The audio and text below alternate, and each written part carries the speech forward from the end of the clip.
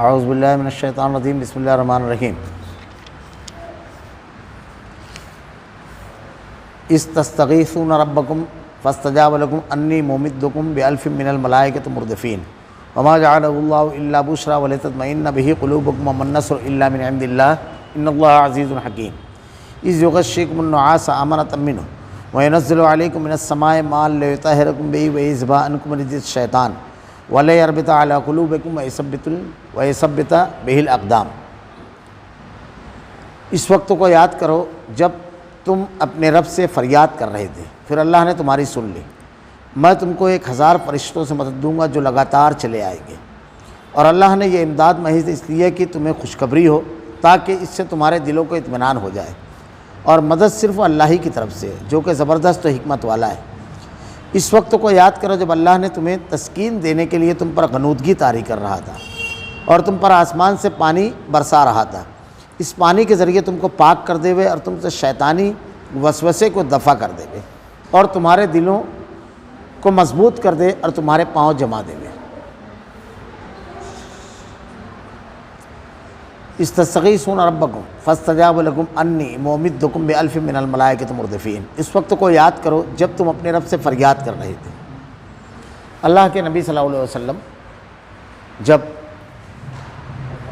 غزوہ بدر میں صحابہ کرام کو لے کر کے بدر کے مقام پر پہنچے، چونکہ پچھلے ہفتہ کافی کچھ تفصیلات جنگ کے اسباب اور میدان جنگ میں جانے سے پہلے کے حالات اور جنگ کو ٹالنے کی جو کوششیں تھیں مشرکین کی طرف سے بھی، وہ تمام چیزوں کو تفصیل سے بیان کیا جا چکا ہے۔ اب یہ منظر کہ اللہ کے نبی صلی اللہ علیہ وسلم میدان جنگ میں جب پہنچے، اللہ کے نبی صلی اللہ علیہ وسلم نے وہاں پر اللہ رب العالمین سے انتہائی تضرع گڑگڑا کر کے اللہ سے دعا کی۔ اس میں بھی بہت سارے اسباق ہیں۔ دیکھیے، تمام چیزوں کو کرنے والی ذات اللہ کی ہے، یعنی جو کچھ بھی اس دنیا کے اندر ہوتا ہے وہ اللہ رب العالمین کے حکم و مشیت اور مرضی کے مطابق ہوتا ہے، اور حالات کو تبدیل کرنا یہ اللہ رب العالمین کے اختیار میں ہے۔ اللہ تعالیٰ نے انبیاء کرام کے واقعات میں یہ سبق ہم کو دیا۔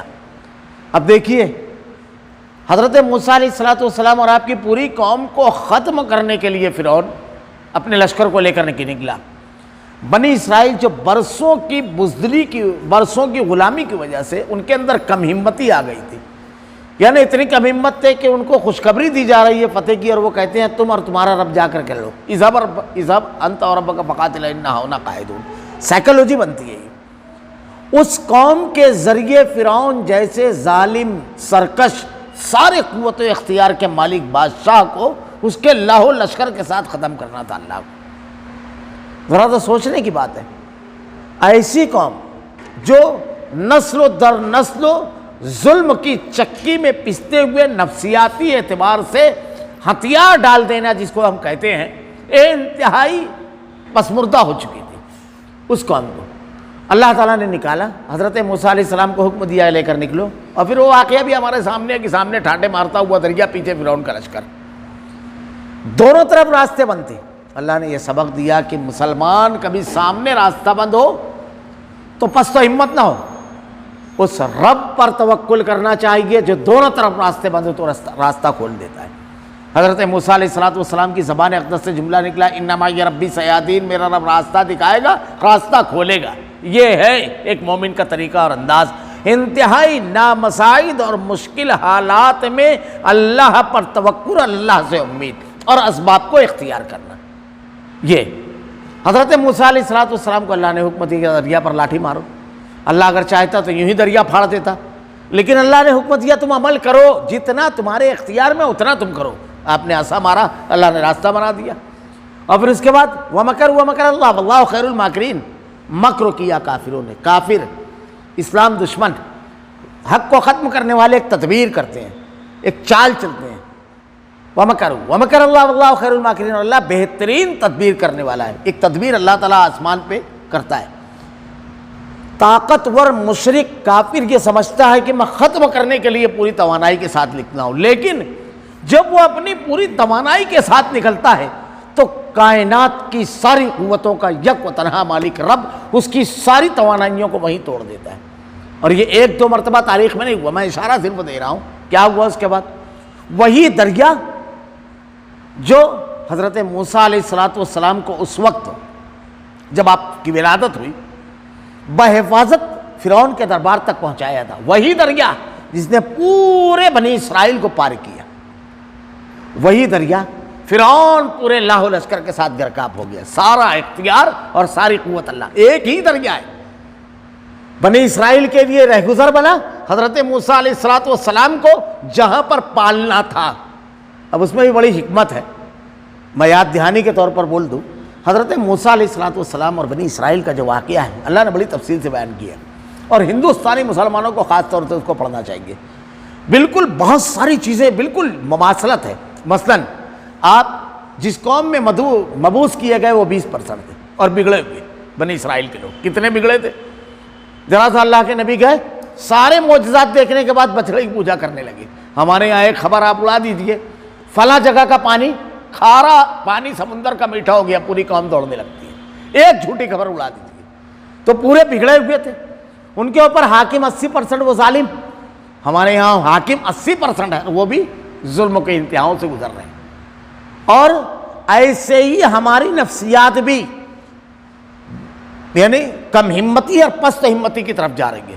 وہاں دیکھیے بہت ساری مماثلت ملے گی، لیکن اس میں اسباق اتنے زیادہ ہیں کہ اللہ تعالیٰ کیسا بچانے والا ہے. میں کہتا ہوں بار بار، حضرت موسیٰ علیہ السلام کی ولادت سے پہلے فرعون نے خواب دیکھا، مشہور واقعہ ہے. اپنے خواب بتانے والوں سے پوچھا کہ بنی اسرائیل کی طرف سے ایک آگ نکلی، تمام قبطیوں کے گھر میں گئی. تو انہوں نے کہا ایک بچہ پیدا ہوگا جو تیری سلطنت کے خاتمے کا سبب بنے. اس میں بھی بہت سارا سبق ہے. غلط سے غلط آدمی بھی صحیح خواب دیکھ سکتا ہے. فرعون نے دیکھا حضرت یوسف علیہ السلام جیل میں قیدی جو ان کے پاس آئے، کافر تھے. خواب بتایا اللہ کے نبی حضرت یوسف علیہ السلام نے، تعبیر بتانے کے بعد یا صاحبی السجن ارباب متفرقون خیر ام اللہ الواحد القہار، ان کو دعوت دی توحید کی. سچا خواب. آج ہمارے یہاں کچھ لوگ خواب دیکھ کر کے اپنی ولایت اپنی حقانیت نہ جانے کیا کیا ثابت کرتے ہیں. اس کی کوئی وہ نہیں ہے. خواب تو کوئی بھی سچا دیکھ سکتا ہے. فرعون نے بھی دیکھا. خیر اس نے قتل کرنے کا حکم دیا. میں اشارہ دے رہا ہوں تاکہ یہاں جو بات بیان کی گئی ہے اس کو سمجھنے کے لیے. حضرت موسیٰ علیہ السلام کی پیدائش سے پہلے فرعون نے کہا جتنے لڑکے ہیں سب کو مار دیا جائے. کچھ دن چلا، اس کے بعد لوگ آ کر یہ کہنے لگے ایسے سب لڑکے بنی اسرائیل کے مر جائیں گے تو ہمارے یہاں محنت کا کام کون کرے گا؟ صرف وہ خواتین ہوگی. تو کہا 1 سال مارنا ہے 1 سال چھوڑنا ہے. حیرت انگیز بات یہ کہ مارنے والے سال حضرت موسیٰ علیہ السلام پیدا ہوئے. غور کرنے کی بات ہے. اللہ کے لیے بڑا آسان تھا کہ چھوڑنے والے سال پیدا فرماتا. کوئی مسئلہ نہیں. ان کی والدہ کو نہ دریا کے حوالے کرتا، نہ بہن کو پیچھے جانا پڑتا، کچھ نہیں. لیکن اللہ نے کیوں مارنے والے سال پیدا کیا؟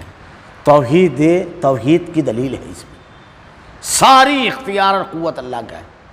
دیکھیے اللہ جانتا تھا کہ فرعون تختوں پر بیٹھ کر کیا بولے گا، انا ربکم الاعلی. اللہ اس کا جواب دے رہا ہے کہ رب اعلیٰ میں ہوں، تیرے مارنے والے سال پیدا کروں گا اور تیرے گھر پرورش کروں گا. یہ ہے ربوبیت، یہ ہے میں رب ہوں. یہ ربوبیت کا اعلان ہے اللہ تعالیٰ کی کہ اس کے مارنے والے سال پیدا کیا اور اسی کے گھر میں پرورش کی.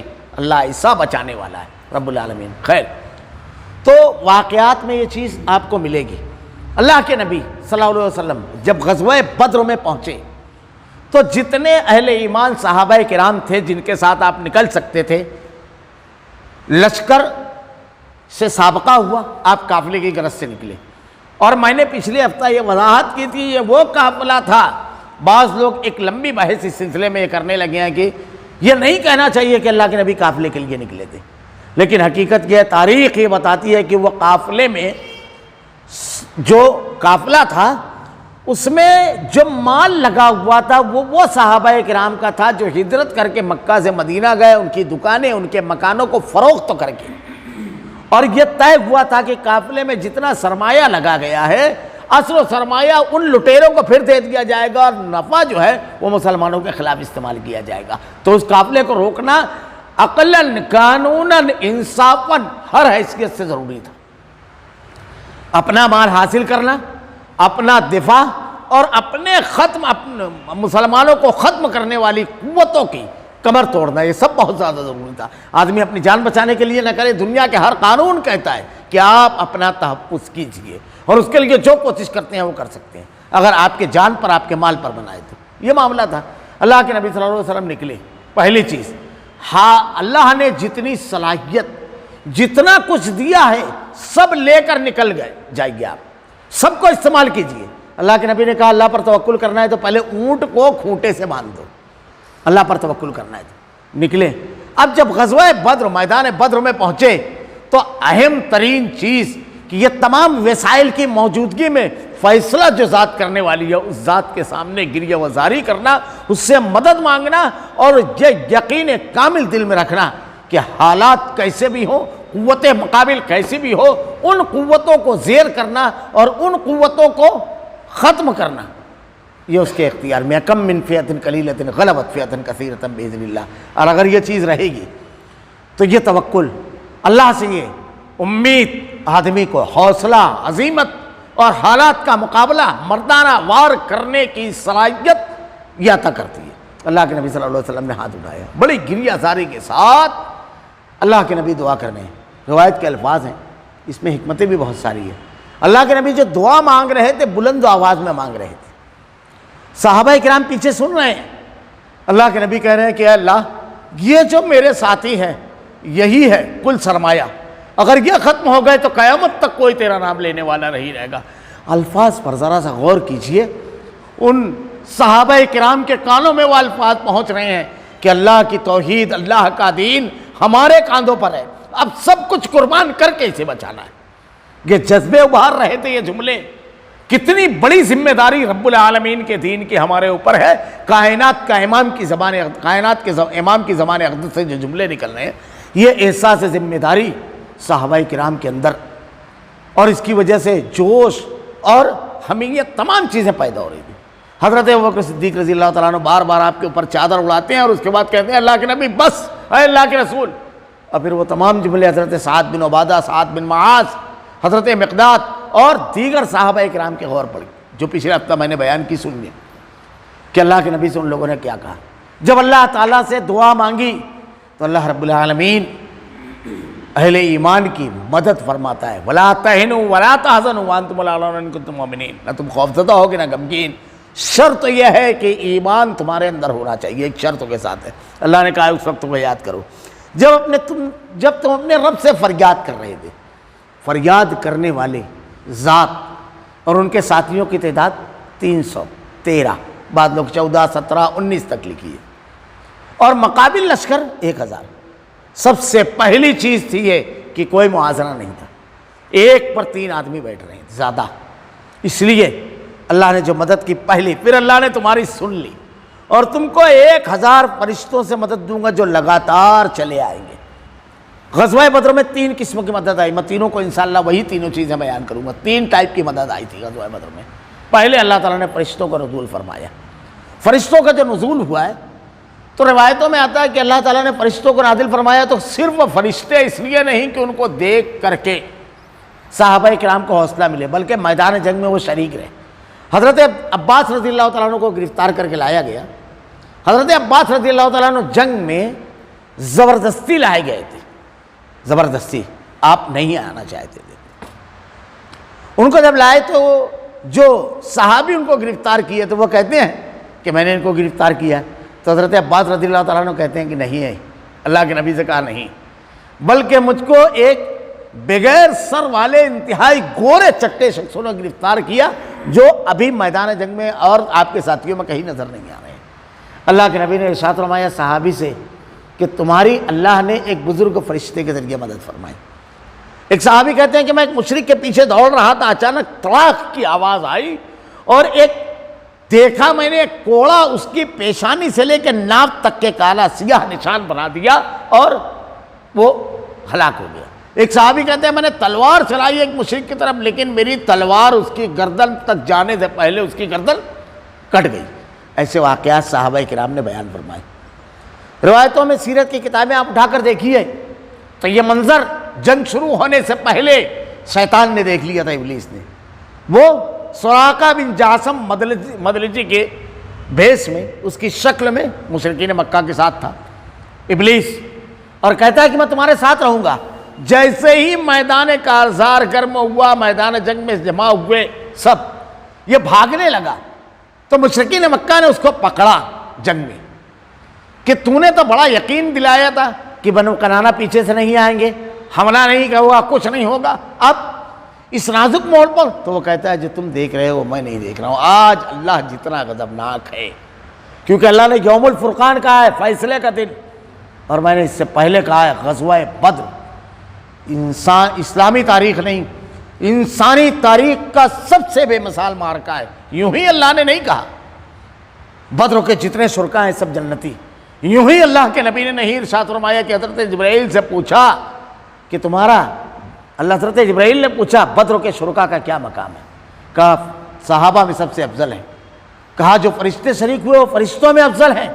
अल्लाह के नबी हातिब इब्न अबी बल्ता के बारे में इरशाद फरमाते हैं ये बद्र के शुरका में से, इनका इतराफ़ क्यों जानते हो, ज़मीन की पीठ ने और आसमान ने कभी ऐसा मंजर नहीं देखा जो बद्र में हुआ, तारीख का सबसे अजीम मार्का। क्यों?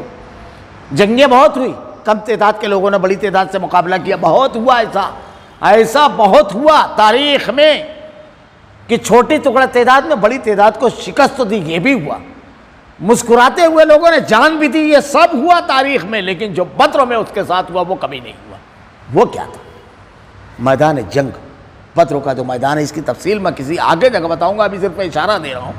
कलेजा कांप जाता है, सुरमाओं के पित्ते पानी हो जाए उसके तसव्वुर से बद्र में वो हुआ। बद्र में ये हुआ कि मैदान जंग को जब देखेंगे आप, बद्र में कलेजा कांप जाता है, सफ़े खड़ी हुई है, क्या ऐसा मंजर है।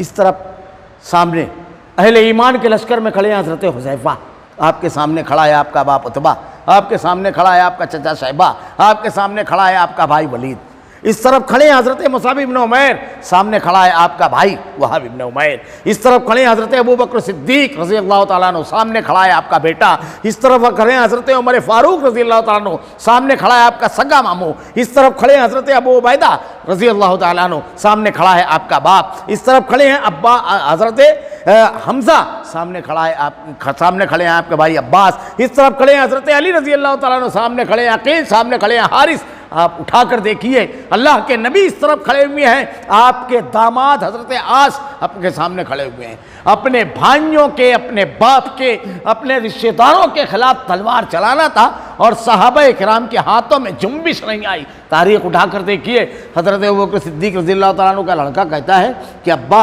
मैदान जंग में आप मेरी तलवार की इज़्ज़त में आ गए थे, लेकिन इसलिए छोड़ दिया, आप बाप हैं। अल्लाह अपनी बेशुमार रहमतें नाज़िल फरमा अबू बकर सिद्दीक पर इरशाद फरमाया, वल्लाह अल्लाह की कसम अगर तुम मेरे मुकाबिल आते मेरी तलवार नहीं रुकती। ये हज़रत अबू उबैदा है, 3 मरतबा आपसे कहा हट जाइए, नहीं हटे, जब चौथी मरतबा पर आपकी तलवार नहीं रुकी। ये हज़रत मुसाब इब्न उमैर हैं, अपने भाई की गिरफ्तारी पर कहते हैं जरा इसको कस करके बांधना, इसकी माँ बहुत दौलतमंद है, बहुत दूध देने वाली ऊँट नहीं देगी। ये हज़रत उमर रज़ी अल्लाह तआला अन्हु है, अपने मामू को सामने आया नहीं छोड़ा, और ग़ज़वा बद्र के ख़त्म को होने के बाद अल्लाह के नबी से कहते हैं, है अल्लाह के रसूल मेरा रिश्तेदार मुझको दीजिए, अबू बकर का रिश्तेदार उसको दीजिए, अली का रिश्तेदार उसको दीजिए, हम अपने रिश्तेदारों के साथ खुद मामला करेंगे ताकि दुनिया देख लेवे हमारा रिश्ता सिर्फ और सिर्फ इस्लाम के साथ है। ये मंजर तारीख़ ने कभी नहीं देखा कि बाप के सामने बेटा खड़ा है, भाई के सामने भाई। जंगें बहुत हुई, मैं कहता हूँ ना, इस्लामी नहीं इंसानी तारीख़ का सबसे अजीम मार्का है। ऐसे ही नहीं, इसको यौमुल फुरकान, सहाबा ने उस दिन कहा अपने अमल से, अपने किरदार से कि हमारा रिश्ता सिर्फ और सिर्फ अल्लाह से है, और उस रिश्ते में जो रुकावट बनेगा, चाहे हमारा अपना खून, चाहे हमारे अपने रिश्तेदार, हम किसी की परवाह नहीं। एक वाक़या सिर्फ इशारा करता हूँ, अबू जहल, वाक़या लंबा है, मैं किसी मकाम पर बताऊँगा। अब्दुर्रहमान इब्न औफ रज़ी अल्लाह तआला अन्हु कहते हैं कि मैंने दाएँ बाएँ देखा 2 बच्चे माद और मऊस, कहा अल्लाह के नबी को सताता है अबू जहल, कहाँ है? मैंने देखा तीर तलवार नेज़ों के बीच बाढ़ लगी हुई थी, उसके सरदार था वो। कहा वो रहा तुम्हारा शिकार। ये दोनों बड़े حضرت اکرمہ رضی اللہ تعالیٰ عنہ ابو جہل کے لڑکے اس وقت تک ایمان نہیں لائے تھے، لیکن ان کے بڑی زبردست و کارنامے ہیں۔ اسلامی تاریخ کا پہلا جانثار دستہ حضرت اکرمہ رضی اللہ تعالیٰ عنہ نے بنایا ہے۔ تو صحابی جیسے حضرت معاذ اور معوذ دونوں لپکے تو ابو جہل کی پنڈلی پر تلوار چلائی، تو حضرت اکرمہ رضی اللہ تعالیٰ عنہ جو اس وقت تک مسلمان نہیں تھے، انہوں نے دیکھا تو انہوں نے پلٹ کر تلوار چلائی۔ حضرت معاذ کو کاندھے پر تلوار لگی، آپ کا ہاتھ کٹ گیا، صرف چمڑی لگی ہوئی تھی، ہاتھ لٹک رہا تھا۔ یہ ہے بدر۔ آپ تلوار چلاتے، کہتے ہیں کہ جب میں نیچے کا کاوا کھینچتا تلوار کا تو یہ ہاتھ جو جھول رہا تھا یہ ٹکرا جاتا۔ 2-3 مرتبہ ایسا ہوا، اللہ کے راستے میں تلوار چلانے میں رکاوٹ بن رہا تھا۔ میں نہیں سر، آپ نے اس ہاتھ کو زمین پر رکھا اور اس پر پیر رکھ کر جھٹکے سے کھڑے ہو گئے، وہ جو چمڑی لگی ہوئی تھی وہ بھی نکل گئی اور ہاتھ اپنے جسم سے جدا کر دیا۔ وہ ہاتھ جو اللہ کے راستے میں رکاوٹ بن رہا تھا، رشتے صرف نہیں، اسے بھی گوارا نہیں کیا، اس کو بھی جسم سے الگ کر دیا۔ یہ ہے بدر۔ اس کی تفصیل میں بتاؤں گا، غزوہ بدر، اس کو سمجھیے کیا ہے غزوہ بدر، یہ معمولی غزوہ نہیں ہے۔ اسی لیے اللہ کے نبی نے کہا یہ بدر کے شرکا ہیں، یہ سب کے سنگ جنتی۔ اللہ تعالیٰ نے اللہ کے نبی کے ذریعے یہ خوشخبری دی کہ بدر کے جو شرکا ہیں ان کے کسی عمل پر کوئی گرفت نہیں، یہ تو سب کچھ داؤ پر لگانے والے امتحان سے گزر چکے ہیں، کامیابی کے ساتھ بدر کے شرکا۔ اللہ تعالیٰ نے فرشتوں کے ذریعے مدد فرمائی، پہلی۔ دوسری، وما جعل اللہ الا بشرا ولتطمئن به قلوبکم وما النصر الا من عند اللہ ان اللہ عزیز حکیم۔ اللہ نے یہ امداد محض اس لیے نہیں کہ تمہیں خوشخبری ہو، تاکہ اس سے تمہارے دلوں کو اطمینان ہو جائے، اور مدد صرف اللہ ہی کی طرف سے ہے جو کہ زبردست و حکمت والا ہے، یہ تمہارے دلوں کو اطمینان ہو جائے، یہ ایک مدد۔ دوسری ہے، دیکھیے جنگ میں ہار جیت یہ جنگ کا حصہ ہے، کبھی شکست ہوتی ہے، کبھی فتح ہوتی ہے۔ اگر ایک آدمی ہار جائے مقابلے میں کوئی مسئلہ نہیں ہے، وہ دوبارہ اپنی طاقت مجتمع کر کے اپنی خامیوں کو دور کر کے مقابلے پر آ کر کے فتح حاصل کر سکتا ہے۔ لیکن اگر حوصلہ ہار جائے، حوصلہ اگر ہار گیا تو لڑ نہیں سکتا، یہ بڑی اہم چیز ہے۔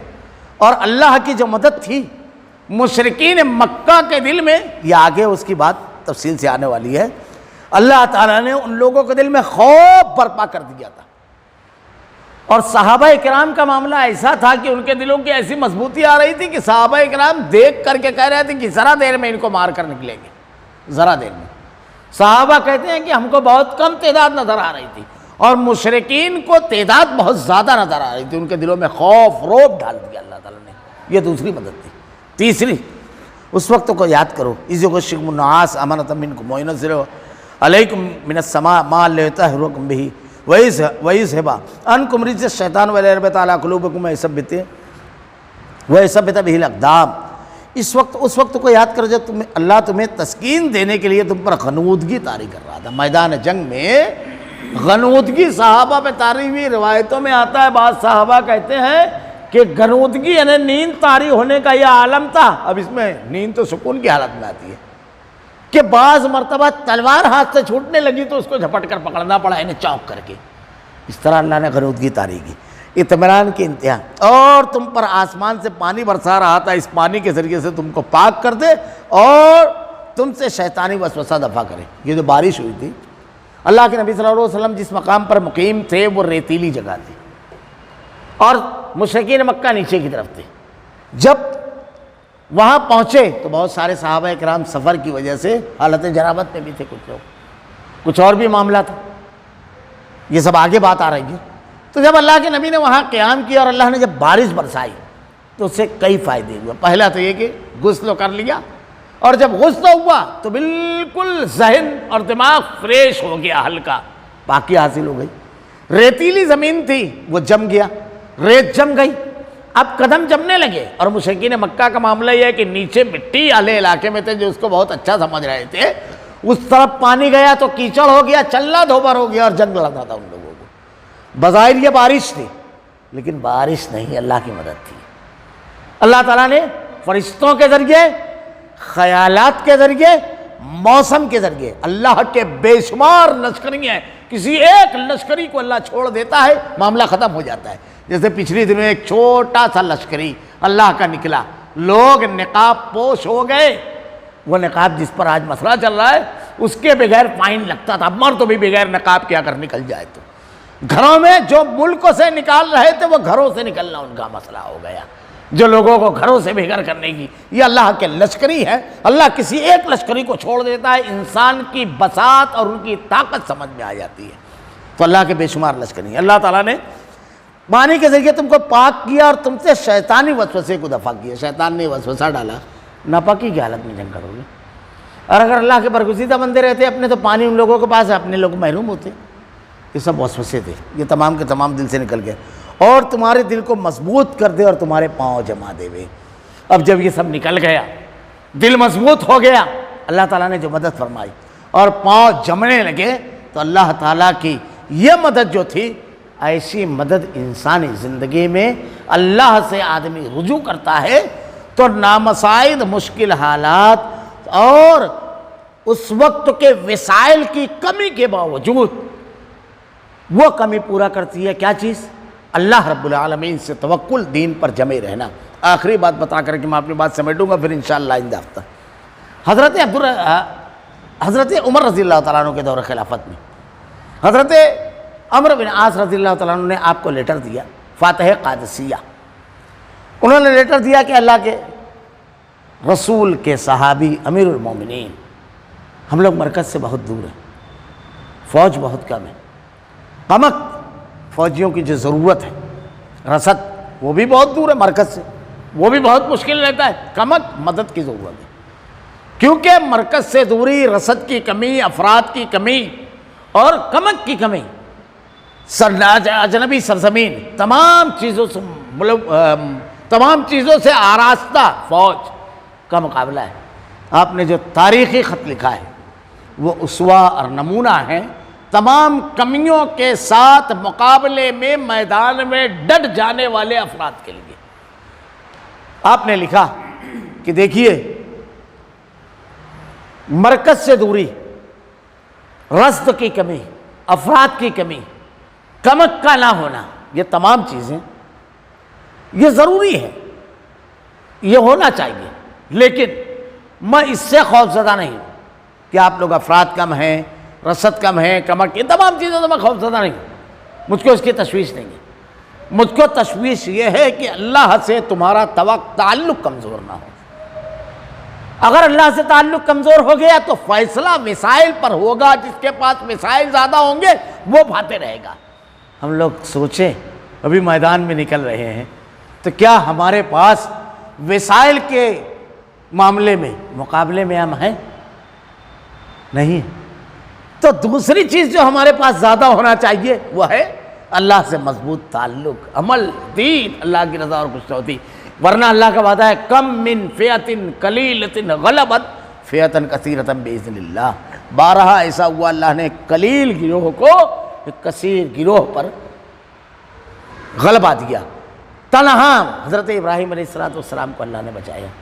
تو حضرت عمر رضی اللہ تعالیٰ عنہ نے یہی ارشاد فرمایا، مجھ کو خوف اس بات کا ہے، کیونکہ اگر تمہارے اندر سے دین نکل جائے گا، اللہ کا تعلق، دین سے تعلق، اللہ رب العالمین کی رضا اور خوشنودی والا عمل نہیں رہے گا تو پھر فیصلہ جس کے پاس وسائل ہیں اس کی طرف ہوگا، اور اگر نہیں تو اللہ تعالیٰ کی مدد کافی ہے۔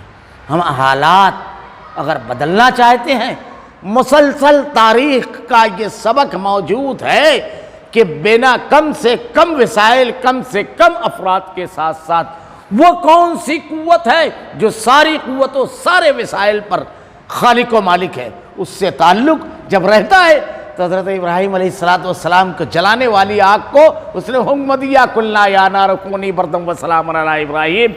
نقصان دہ چیزیں ان کے نقصانات کو چھین لیتا ہے، ان کی صلاحیتوں کو۔ ڈبانے والا دریا رہ گزر بن گیا، جلانے والی آگ گلزار خلیل بن گئی۔ اللہ تعالیٰ کی مدد آئے گی، شرط یہ ہے کہ آدمی ان کنتم مومنین، ایمان کے اس سے آراستہ ہو۔ ایک چھوٹی سی مثال دے کر کے اپنی بات ختم کر دوں گا۔ شکاری کے لیے جنگل کا گھرا ہونا، درندوں کا زیادہ ہونا مسئلہ نہیں ہے۔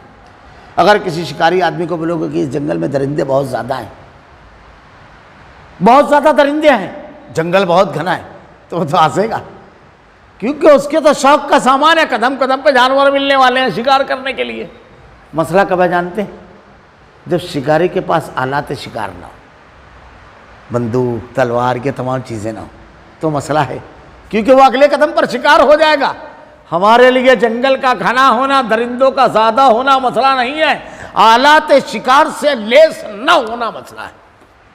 ہم کو اس پر تدبر کرنا ہے۔ ہمارے قومی اور انفرادی مسائل کا حل کتاب و سنت میں یہی دیا گیا ہے، جو ایمان کی شرط بیان کی ہے اللہ تعالیٰ نے۔ اللہ تعالیٰ سے دعا ہے کہ رب العالمین ہمیں تیرے نازل کردہ احکامات کے مطابق زندگی گزارنے کی توفیق نصیب فرما۔ ہر قسم کے حالات میں اللہ تیری بندگی، تیری رضا اور خوشنودی ہماری زندگی اور ہماری تمام کے تمام مقاصد کی تکمیل اسی کے ذریعے ہو، ہم مقاصد کا حصہ ہو، سب سے اہم ہمارا مقصد حیات یہی ہو۔ اللہ تیرے کلام کی آیتیں اور تیرے نبی کی حدیث کو ہمارا کردار و عمل بنا دے رب العالمین۔ الہ العالمین ہم بڑے کمزور بندے ہیں، ہم میں اور گناہوں میں دوری پیدا فرما، نیکیوں سے محبت پیدا فرما، گناہوں سے نفرت پیدا فرما رب العالمین۔ بڑے مخدوش حالات ہیں الہ العالمین، مدد فرما، رحم فرما رب العالمین۔ الہ العالمین ہمارا خاتمہ ایمان پر فرما۔ ربنا لا تزغ قلوبنا بعد إذ هديتنا وهب لنا من لدنك رحمة إنك أنت الوهاب۔ سبحانك اللهم وبحمدك أشهد أن لا إله إلا أنت أستغفرك وأتوب إليك۔